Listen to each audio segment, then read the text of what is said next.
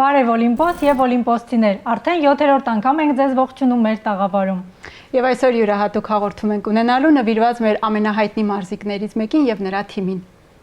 Ինչպես ասում են հայտնի երեկոյան ուրգանդ հաղորդման ընթացքում, այսօր կարող էր մեծ հյուր գալ, բայց Չեմպիոններ լիգայի եզրափակչի պատճառով չի ներկայացել Հենրիխ Մխիթարյանը։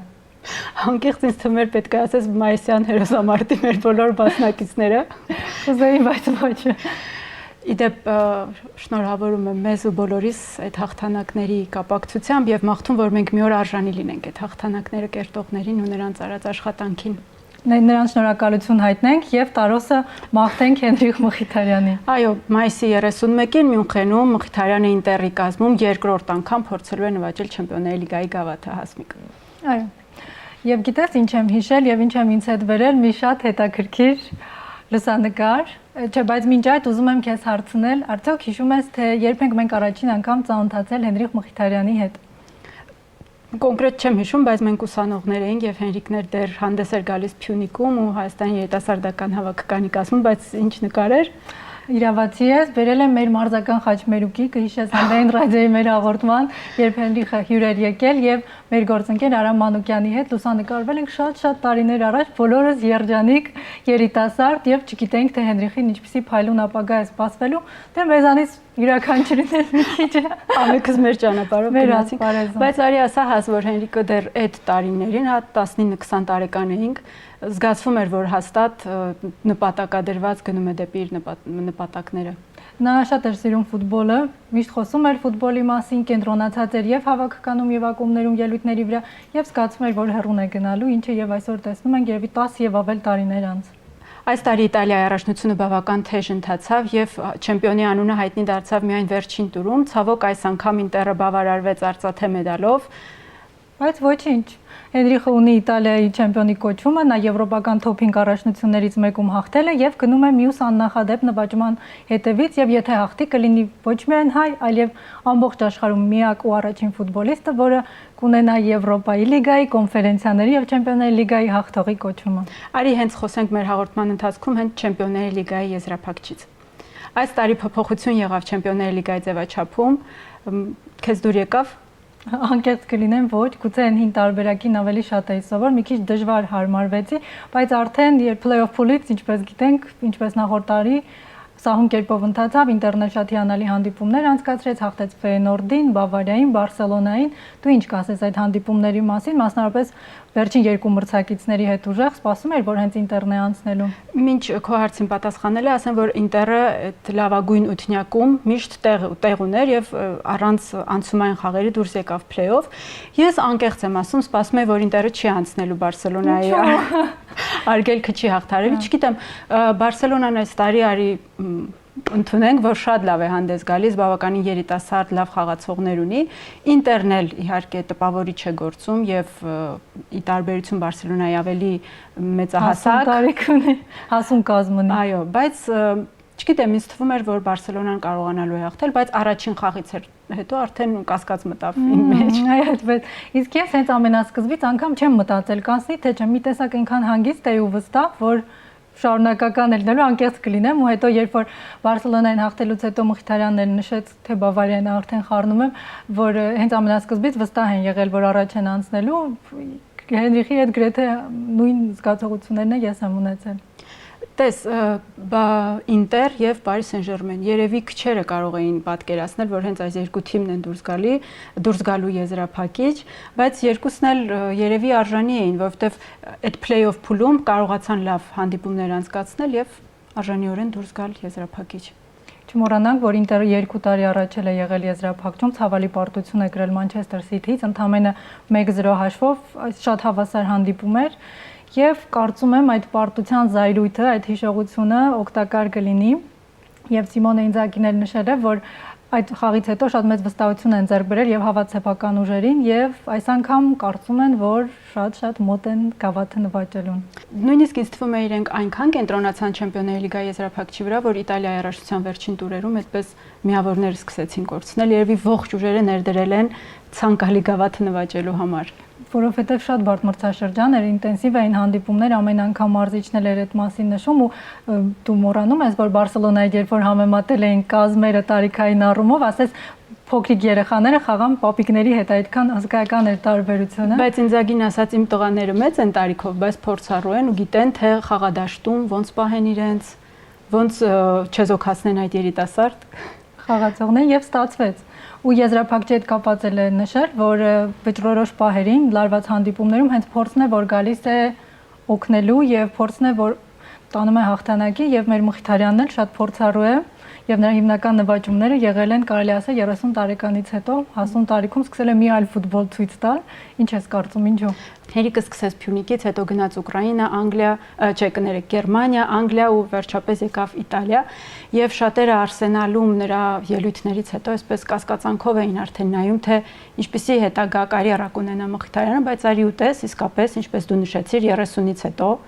Հերիկը սկսվում է 30-ից հետո, երբեք ուշ չէ, եւ այսպես երիտասարդություն նրա մոտ կրկին եկավ ու Ռոմայում, հետո արդեն Ինտերում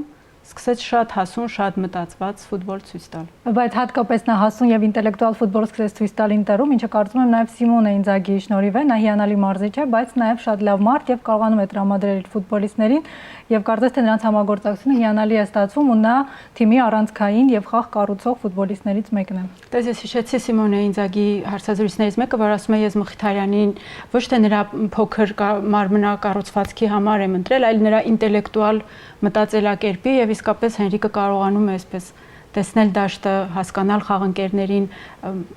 բառից համար կներեք, բայց խաղացնել նրանց ու տանել դեպի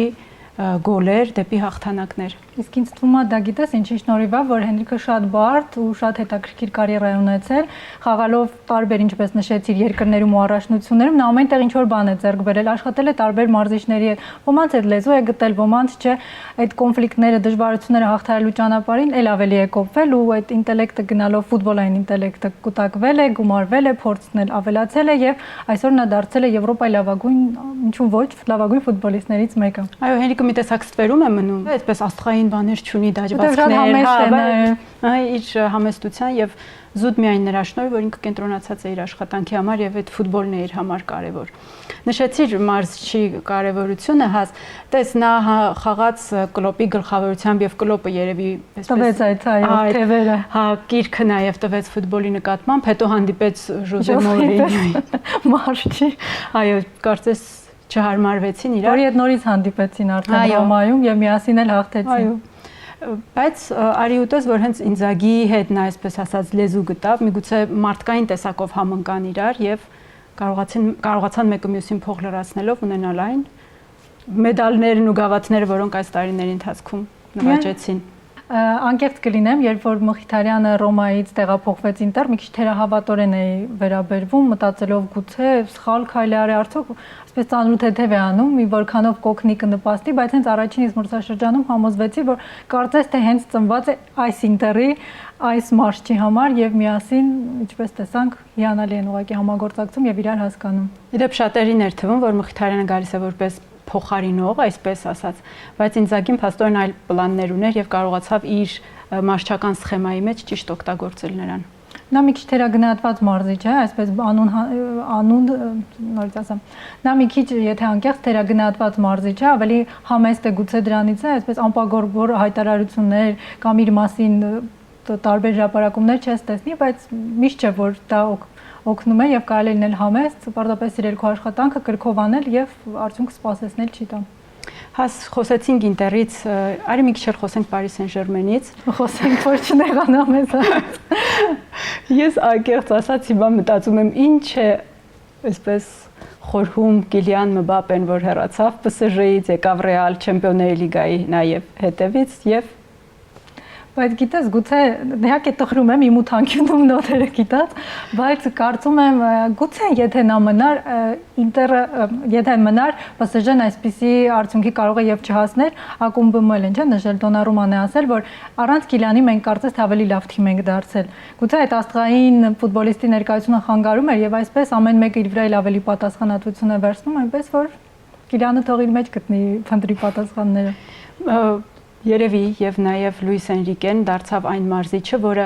երկար տարիներ հետո կարողացավ Paris Saint-Germain-ին դուրս բերել եզրափակիչ, քանի տարի արդեն միլիարդներ է ներդրվել այս ակումբի վրա, որպեսզի դառնան գոնե դառնան Չեմպիոնների լիգայի գավաթը ի վերջո նվաճեն, եւ այս մարզիչը, իսպանացի մարզիչը, որը ի դեպ շատ փորձառու է եւ Բարսելոնայի հետ արդեն իսկ ունի նվաճած 10 տարի առաջ։ Այո, Չեմպիոնների լիգայի գավաթը նվաճել է եւ Իսպանիայի հավաքականն է մարզել, դուրս է բերել նրան եզրափակիչ եւ ձգտում է հաղթել։ Ուզեցիր PSG-ից խոսենք Գոհար, արի Կվարացխելիայից էլ խոսենք։ Խոսենք։ Դե վրացի կա PSG-ում, հայ կա Ինտերում, դա էլ ավելի է մեծացնում հետաքրքրությունը եւ ինչ որտեղ նաեւ հայ-վրացական այսպես դիմակայության ականատես ենք լինելու, ինչ կասես։ Հուսամ այս մի պարագայում, ի տարբերություն հավաքականների, գոնե հայկական կողմը հաղթանակ կտանի, չնայած Կվարացխելյան երիտասարդ լավ հեռանկարային ֆուտբոլիստ է եւ գիտես ինձ ուրախություն է պատճառում այն, որ մեր տարածաշրջանից դուրս են գալիս ֆուտբոլիստներ։ Հենրիկն էլ, այսպես ասած, մարզվել է հայկական ֆուտբոլի ներկայացուցիչը, այո, եւ Կվարացխելյանը վրացական է, այսինքն ոչինչ կորած չէ, մենք այնպես չէ, որ ֆուտբոլային ազգ չենք։ Ազգեր, ասեմ ավելին, ազգեր։ Եվ Կվարացխելյան դեռ երիտասարդ է, միգուցե նա էլ ավելի շատ նվաճումների հասնի, այնպես որ ես լիահույս ես։ Այս երկու ֆուտբոլիստների օրինակը նրանով է լավ, ինչպես նշեցիր, որ հույս է տալիս, որ կարելի է լավ աշխատելու, հետևողական մարզվելու ու ճիշտ իհարկե ակումբների աշխատանքի արդյունքում ունենալ տալ լավ ֆուտբոլիստներ եվրոպական ինչու ոչ գրանդ թիմերին, եւ սա հատկապես պատանիների համար պետք է շատ ոգեշնչող օրինակ լինի, չնայած Հենրիխը միշտ է ոգեշնչել, Հայաստանը թե որքան է ներկայացրել, էլ չասենք, բայց նրա օրինակը բոլորիս համար է կիրառելի, որ սիրենք մեր գործը, կրքով անենք ամեն ինչ եւ կհասնենք մեր նպատակներին։ Հաս Մխիթարյանը կարծես ակնարկեց արդեն կարիերան ավարտելու մասին, ինչ ես կարծում, իսկապես Չեմպիոնների լիգայի ավարտից հետո նա կհեռանա ֆուտբոլից։ Հույս ունեմ, որ ոչ, որովհետև գտնում եմ նա դեռ գոնե մի 2 տարի դեռ կարող է իր լավագույնը ցույց տալ, լավագույն որակները, բայց ինչպես ինքը նշեց, տարիքի հետ գնալով էլ ավելի բարդ է լինում ռեժիմ պահել, խաղալ այդքան ինտենսիվ հանդիպումներ անցկացնել, բայց ով գիտե, գուցե եթե հաղթի կուզենա փառքի գագաթնակետին հեռանալ, բայց ես անկեղծ, ինչպես եւ երևի հայերից շատ-շատերը նման բան չենք ցանկանա, որովհետեւ չգիտեմ թե երբ ենք ունենալու այսքան բարձրակարգ, լավ, ուժեղ ու պրոֆեսիոնալ ֆուտբոլիստ, երևի տասնամյակներ պետք կգան, գոնե հիմա ես որ հեռանկարում չեմ տեսնում որևէ մեկին։ Բայց մյուս կողմից ես միշտ սիրել ու համակրել եմ այն մարզիկներին, ովքեր այսպես փառքի գագաթին հասկացել են, որ վերջ պետք է գնան, ոչ թե այսպես հաղթեն, նվաճեն ոսկիներ ու հանկարծ դրանից հետո արծաթ, բրոնզ կամ ընդհանրապես ոչինչ ու խամրած հեռանան, եւ ես գտնում եմ, որ իսկապես եթե Մխիթարյանը դառնա Չեմպիոնների լիգայի գավաթակիր եւ ինքն էլ զգա, որ ժամանակն է հեռանալու, միգուցե հեռանա։ Իսկ ես հասկանում եմ, թե ինչու են էլ ավելի մնում եւ հետո գուցե նաեւ բրոնզ նվաճում կամ արծաթ կամ ոչ մի հաջողության չեն հասնում, գուցե այնքան շատ են սիրում իրենց մարզաձևը ու հասկանում են, որ սա վերջին հնարավորությունն է ու եթե ավարտվի, արդեն վերջ։ Էլ վերադառնալ չեն կարող։ Իմ կարծիքով Մխիթարյանի պարագայում սա չի լինի, որովհետեւ շատ ավելի ինտելեկտուալ մարզիկ է եւ գիտի երբ կանգ առնի։ Ես այդպես եմ կարծում։ Չէ, միանշանակ որ հաստատ ճիշտ որոշում է կայացնելու, այդպես է, բայց ես մյուս մարզիկների տեսանկյունից այդպես եմ հասկանում, դեռ դժվար է մի բան թողնել ու հասկանալով, որ դա էլ չես կարողանալու զբաղվել քո սիրած աշխատանքով։ Հիմա գնում ենք դեպի եզրափակիչ, Հասմիկ, մի քանի օրից կայանալու է եզրափակիչը, էմոցիաները մի կողմ դրած, ինչպիսի պայքար ես ակնկալում։ Շատ լավ պայքար։ Հույս ունեմ, ինչպես Ինտերը սկսել է Չեմպիոնների լիգան, շատ վստահ, հաղթական, անակնկալներով լի, այդպես էլ շարունակելու է, ի վերջո ամենալավ վիճակագրությունը ունի թիմը եւ անցկացրած բոլոր հանդիպումներում, եթե չեմ սխալվում, 14, ընդամենը 16 րոպե է զիջել մրցակիցներին, ինչը ամբողջ խաղաժամանակի 1%-ն է։ Պատկերացնում ես, ինչ ահռելի առավելություն է ունեցել եւ սա 7-րդ եզրափակիչն է թիմի, 3-ական հաղթանակ եւ պարտություն ունի եւ կարող է դառնալ 4-րդը, շատ որոշիչ վճռորոշ։ Դու ինչ կարծիք ես։ Ես փորձում եմ չեզոք նայել, որովհետև ինքս ոչ Ինտերի, ոչ PSG-ի երկրպագու երբեք չեմ եղել, բացառությամբ այն դեպքի, որ Մխիթարյանը եկավ արդեն Ինտեր, սկսեցի բնականաբար ինչպես մյուս բոլոր հայերը այլ կերպ նայել։ Ռոմայել ենք երկրպագ է, Բորուսիա։ Ավելին ասեմ, մետաղորիկ։ Դրա համար ուզում եմ չեզոք նայել, բայց կարծում եմ, որ Ինտերը կկարողանա հաղթանակ տանել, չնայած դժվար է լինելու ՊՍԺ-ն էլ հաստատ միջև վերջ պայքարելու է, սա նրանց հնարավորությունն է եւ ինչպես նշեցի, տարիներ շարունակ ձգտել են այս գավաթին եւ հեշտ բաց չեն թողնելու։ Թվում է արժանի պայքար են երկու թիմերն էլ ծավալելու եւ կարծում եմ կամ լավ թող հաղթի ուժեղագույնը եւ թող դա լինի Ինտերը, որովհետեւ ախր ես պատկերացնում եմ թե ինչ է կատարվելու Հայաստանում այդ օրը արդեն հենց եզրափակիչ անցավ իմ ծանոթները բոլոր ընկերները ես էլ այդ թվում այդ օրը ոչինչ չենք պլանավորում վերջ գիտենք որ շաբաթ երեկոյան կա Չեմպիոններ լիգայի եզրափակիչ ու լավ նախապես չասեմ, բայց հույս ունեմ այդ օրը շատ յուրահատուկ է լինելու մեզ համար։ Ես մեկը գիտես ինչին եմ սպասում, գիտես, բայց ամեն դեպքում ասեմ։ Ամեն տարի UEFA-ն այսպես ներկայացնում է, թե այս տարի Չեմպիոններ լիգայում ինչ նոր ազգության ներկայացուցիչ ավելացավ, որ այդ գավաթը բարձրացրել է եւ ես իսկապես շատ եմ ուզում, որ այդ մեր հայը ավելանա ու գրվի այնտեղ, որ ահա այս հայն էլ բարձրացրեց եւ այս ազգի ներկայացուցիչն էլ դարձավ Չեմպիոններ լիգայի հաղթող։ Եվ պատահական չի, որ այսօր մենք միայն գովեցինք Մխիթարյանին եւ նշեցինք նրա բոլոր առավելությունները, որովհետեւ հավատում ենք, որ խոսքերը ուժ ունեն եւ այդ դրական էներգիան նրան միայն հաջողություն է բերելու։ Մենք նաև չխոսեցինք այսպես ֆուտբոլային տակտիկական 4-4-ի դիմաց, չգիտեմ ինչա մենք ունենք գործընկերներ, ովքեր ավելի լավ են դա ասում, եւ մենք ուզեցինք այսպես ավելի մարդկային եւ հուզական ստացվի։ Եվ իսկապես ինչպես դու ասացիր, այդ հույզերը, այդ լավ դրական ամեն ինչ փոխանցենք Մխիթարյանին եւ նա հաջող մասնակցություն ունենա եզրափակչում եւ հաղթի։ Որտեւ ի վերջո մենք տարիներ շարունակ չէ հիացել ենք ու պարտացել ենք, գրել ենք նրա հաղթանակների մասին եւ յուրահատուկ այսպես փառավոր էջեր է տվել մեր սպորտին եւ չէին կարող չհիշել չանդրադառնալ շատ երկար տարիներ է արդեն նա եվրոպական ֆուտբոլի բարձունքներում է եւ պահել այդ կարգը այսքան տարիներ շարունակ հեշտ չի, շատ ֆուտբոլիստներ են այդ ընթացքում կոտրվել, հեռացել, ավարտել կարիերան, անգամ բրազիլացի շատ լեգենդար ֆուտբոլիստներ, որոնց անչափ մեծ կարիերային խոստանում ավարտել են, հեռացել են իրենց հայրենիք, իսկ Մխիթարյանը խաղում է ու մրցանակների արժանանում։ Եվ անկախ վերաբերմունքից, մարդկանց մոտ այսպես հակասական կերպար դարձավ Մխիթարյանը, երբ որ որոշեց այլևս հանդես չգալ ազգային հավաքականում, դա նրա որոշ ելիքներ եւ ոչ ոք սա վիճարկելու ոչ ցանկություն ունի, ոչ էլ իրավունք քննադատելու ինչ որ իրավունք իրեն վերապարին։ Նա իսկապես արժանի է այդ գնահատականին,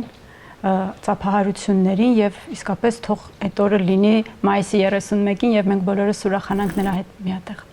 Դե հավաքականում էլ ինչպես ասեցիր, հիանալի չէ հանդիպումներ ունեցել, որպես ավակ էլ իրեն շատ լավ է դրսևորել, բայց դրա մասին չէ ինչպես նշեցինք խոսելու ենք, մոռանում ենք հավաքականը, կենտրոնում ենք Չեմպիոններ լիգայի վրա եւ արդեն հաշված օրեր անց իմանալու ենք, թե ով է հաղթել այդ բաղձալի տիտղոսը։ Եվ հուսանք այդ բաղձալի օրը կլինի մայիսի 31-ին Մյունխենում Մխիթարյանը Ինտերի հետ միասին կբարձրացրի Չեմպիոնների լիգայի գավաթը։ Դե այսօր այսքանը խոսեցինք Ինտերից, Չեմպիոնների լիգայից, ՊՍԺ-ից, Մխիթարյանից, նորից հաջողություն եւ հաղթանակ ենք մաղթում մեր ֆուտբոլիստին։ Իսկ դուք մի մոռացեք Գոհար։ Իսկ դուք չեք մոռանում բաժանորդագրվել մեր YouTube-յան ալիքին, հետևել մեզ Facebook-ում, Instagram-ում եւ TikTok-ում։ Կհանդիպենք։